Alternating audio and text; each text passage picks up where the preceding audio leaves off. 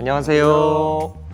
서울 김앤장 치과에서 진료하고 있는 금손 치과의사 김민균. 소통의 달인 장원 대표원장입니다. 자, 우리 여러분들 혹시나 치과 치료가 너무나도 무서워서 치료를 계속해서 미루고 계시는 분들이 있으신가요? 혹은 치과 치료가 너무나 아플까봐 치료를 할지 말지를 고민하고 계시지는 않나요? 그런 분들을 위해서 오늘 준비를 해봤습니다.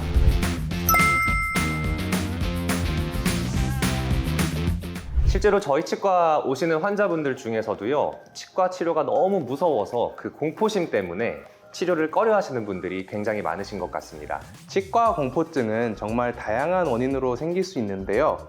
그 중에서 특히 어렸을 때의 치과 치료에 대한 트라우마가 어른이 돼서도 치과에 대한 그 자체에 대한 두려움으로 이어지는 경우들이 많습니다. 특히 치과에서 발생하는 소음이나 마취 과정에서 발생하는 그런 통증에 대해서 두려워하시는 분들이 정말 많은데요.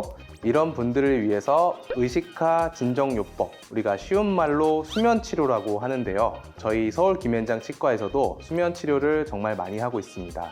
그리고 많은 환자분들이 수면치료를 위해서 방문을 해주고 계십니다.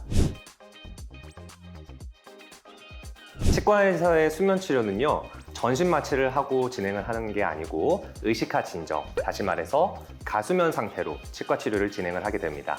의식이 있는 상태에서 치료를 하시더라도요, 치료가 전부 다 끝나고 나면 환자분들은 치료 과정에 대해서 기억을 아예 못 하시거나 혹은 치료 과정의 기억이 나더라도 굉장히 편안하게 치료를 받았다고 느끼게 되십니다. 자, 그러면 치과에서 시행하는 수면 치료에 대해서 좀 더 자세히 알아가 보겠습니다. 일단 치과에서의 수면 치료는 전신 마취가 아닌 가수면 상태로 진료를 시작하게 됩니다. 우리가 흔히 드라마를 보거나 드라마에서 수술 장면을 보게 되면은 전신 마취를 걸고 완전히 의식이 없는 상태에서 그렇게 수술을 받는 장면들이 있는데요. 치과에서 받는 수면 마취는 일종의 가수면 상태라고 보시면 됩니다. 저희가 심지어 대화도 가능하고 그런 상태에서 진료를 받는다고 생각하시면 됩니다. 그래서 가끔 이제 가수면 상태로 진행하는 거에 대해서 모르셨던 환자분들께서는 잠을 자는 상태인데 어떻게 입을 벌리고 진료를 받냐라고 질문을 주시는 경우가 있는데요.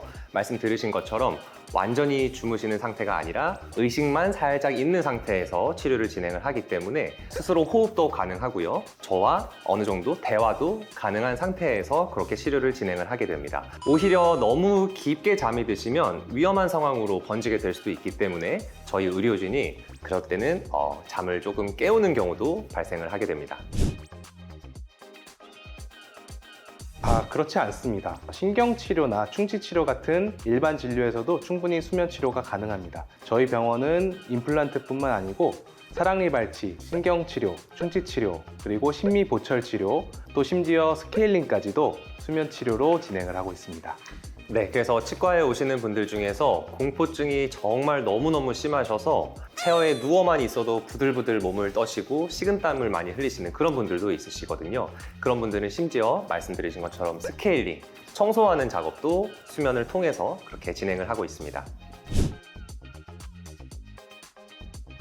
네, 앞서 말씀을 드린 것처럼 치과 공포증 때문에 진료를 받지 못하셨던 분들이 두려움과 공포감 없이 편하게 치료를 받을 수 있다는 점이 가장 큰 장점인데요. 이렇게 한번 치과 치료에 대한 진입 장벽이 낮아지게 되면 나중에는 약물의 도움이 없이도 치료를 받게 될 수 있다는 게 저희 입장에서는 가장 큰 장점입니다. 게다가 장시간 입을 크게 벌리기 힘드신 분들 혹은 한 번에 많은 치료를 받아야 하는 분들도 보다 더 편하게 진행할 수 있다는 장점이 있습니다. 그리고 가끔 그런 분들 계시는데요. 저희가 이제 구역반사라고 해서 치과 기구가 입 안에 들어가게 되면은 헛구역질을 굉장히 많이 하시는 분들이 계세요. 그런 분들도 수면 상태로 들어가게 되면은 구역 반사도 줄어들고요. 보다 더 편하게 치료를 받을 수 있다는 장점이 있습니다. 네, 수면 마취에서 깨고 나면요. 술을 많이 마시고 그 다음날 일어났을 때 숙취가 발생하는 것처럼 약간의 어지러움증이나 몽롱한 기분이 들 수 있습니다. 이때 운전을 통해서 귀가를 하신다면 정말 큰 사고가 날 우려가 있기 때문에 반드시 보호자를 대동하시거나 대중교통을 이용해서 귀가하시기를 권장드립니다. 그러면 오늘도 유용한 치과 정보가 되셨기를 바라면서 다음에 다른 컨텐츠로 만나 뵙겠습니다. 네, 이상 건치학개론이었습니다. 안녕.